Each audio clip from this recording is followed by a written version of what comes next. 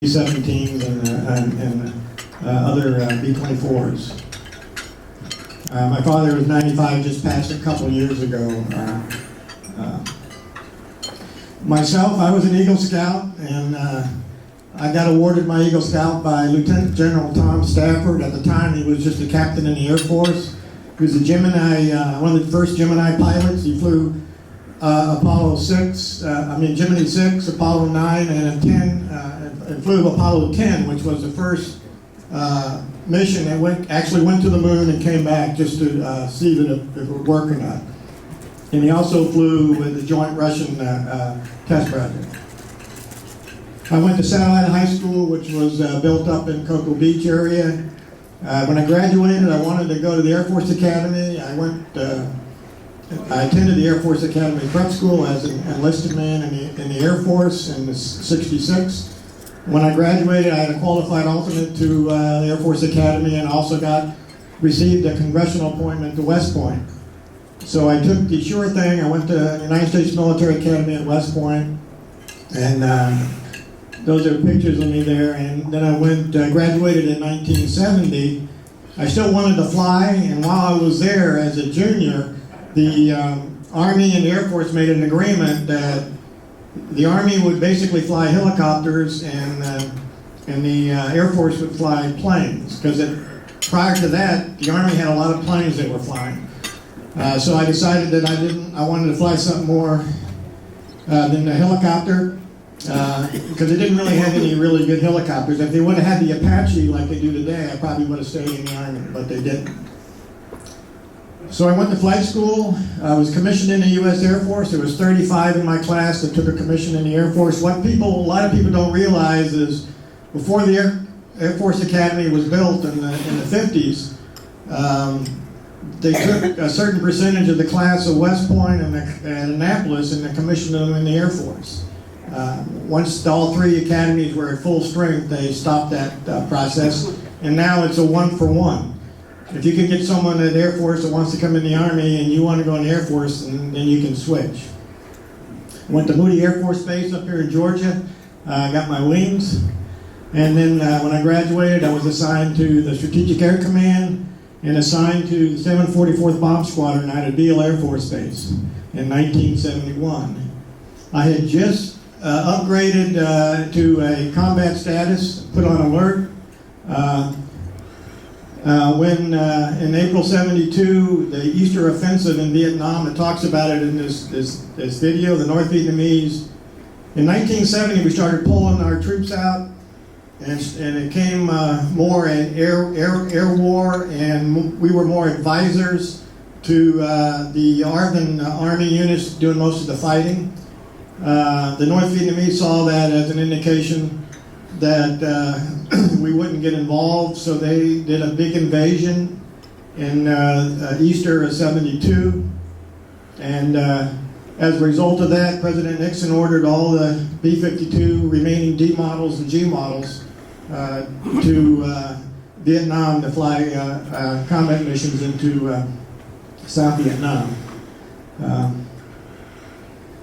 Here's a picture in Guam. We had 130 B-52s on Guam.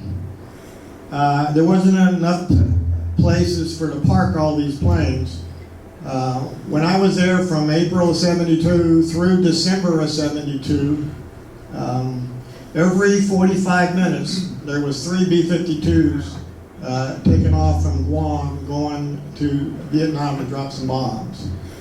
Now, it was a 12-hour flight there and back, so you figure out we had so many planes in the air and on the ground. It was a 24-hour operation that lasted up until the first part of December. Now, what was our main threat? When we were dropping flying missions into South Vietnam, we really didn't have a lot of we weren't really concerned about a lot of the threats, but when we started going north of the DMZ into North Vietnam, our biggest threat was the Russian SA-2s, and they had a lot of them all around Hanoi and Haiphong, the two major areas where we... Here's my linebacker 2, and I was on my 44th mission. We were flying a target over Yin, which was the railroad marshalling yards just northwest of Hanoi. And that's an actual picture of our VDA damage. You see that there's really nothing left there. But on my 44th mission, like that video said, we got hit by two surface air missiles. One blew open the cockpit, the other one hit us in the tail. We were still able to fly, but the one that hit us in the tail severed all our hydraulic lines, and we lost control of the airplane, and we had to eject. Now, I ejected about 30,000 feet, and I was one of the last people out of the airplane, and we were going too fast. If I hadn't gotten out when I did, I probably would not have made it, because the plane was going too fast, and you got to get out in a safe envelope. So I was immediately, like I said, I came down. It was a night. I was immediately picked up by the Vietnamese on the ground. I was badly injured. I couldn't move. I did a couple things when I was on the ground. First thing I did, I realized that my 38 Smith & Wesson wasn't going to do me any good, so I got rid of the bullets. I used it as a hammer to smash my radio after I made my call that says I was on the ground, because I didn't want the North Vietnamese to get a hold of my radio, because they could use it. Some of them spoke fairly good English. And then I was immediately picked up by the villagers, who immediately began to strip me of all my equipment, and it wasn't. I was getting beaten, and I have to say I violated one of those old Air Force wisdoms that says it's inadvisable to bail out over the area you just bombed, which is true. But four little militia guys came in, pushed the civilians off me. They protected me. They asked me to get up, and I shook my head at them, and I pointed to my left knee, which was completely dislocated. And one little guy at the end of me looks down at me. He shoulders his AK-47. He reaches down and grabs my ankle, puts his other foot in my crotch, and pops my knee right back in the joint, which hurt. You know, I think I said some words there, but that was the only medical treatment I got the whole time I was there for the rest of the war.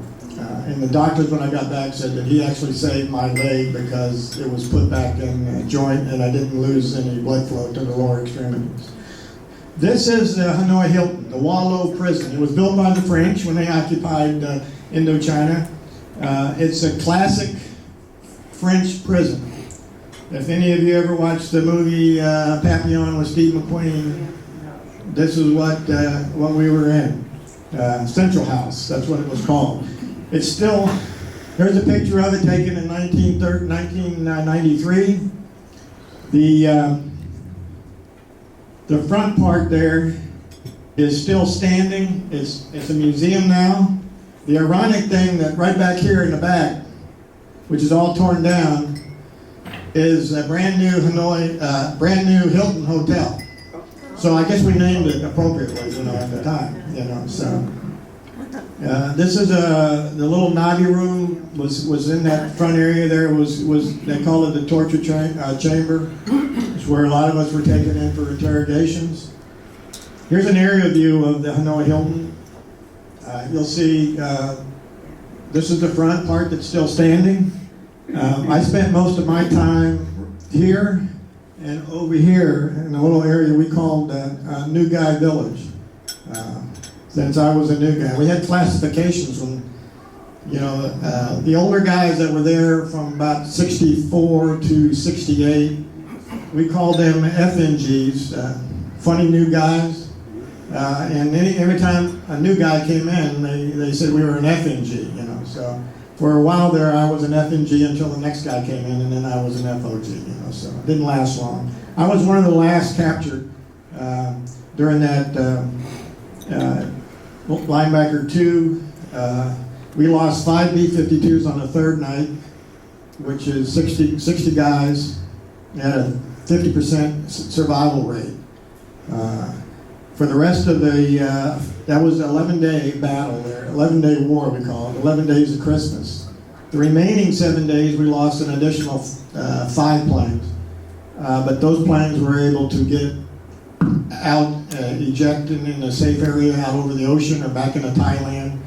And if you were able to get out of the country, the survival rate on those guys was like 95%. So when you got hit and the plane just exploded, it was a tough situation.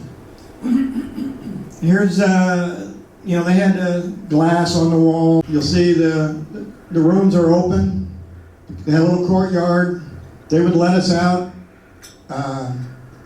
I was in the cell for about 38 days before I was able to get up and get out. They had these troughs with water that, you know, we would wash and bathe. But this is an area when we got out. There's another photo. They would build these barricades, try to keep the Americans from communicating, because they figured that if they could keep us from communicating, it would be better for them. But they never were able to stop us totally from communicating with other people. Here's a picture of me. That's me right there.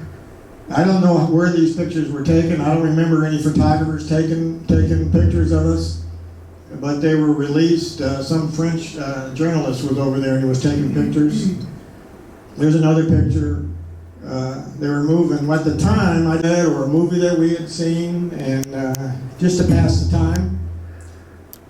Myself, when they found out that I was from West Point and I was injured and I was going to be one of the first guys out, they gave me a list of the 250 Americans that were held up at dog pads. And so I spent my nights memorizing until I had memorized the whole list, name, rank, serial number, and the date of capture. And so when I was one of the first ones on, I was C-41 coming home, I asked Dr. Shields from the Department of Defense, I said, do you have a list of POWs that are supposed to be released? And he said, yes. And he said, I have 250 names I got to get out of my head real quick, because it was an emotional day. And I sat down and I went through this list and I marked all 250. They were all on there, so I didn't come out with anyone new, but at least they knew that these guys were there and would be coming out in a subsequent release. And like I said, in the little book we did, I'm with Project 425. We've been together since 2007. This is our 10th year. We take the UE, we take our vehicles, we go to parades. Our biggest thing we like to do is we go to elementary schools and junior high schools and we talk to the kids a little history about, we bring them out, talk to them about the helicopter, what it did, they don't teach anything in school today about Vietnam or anything, I think, prior to 2000. So we do that.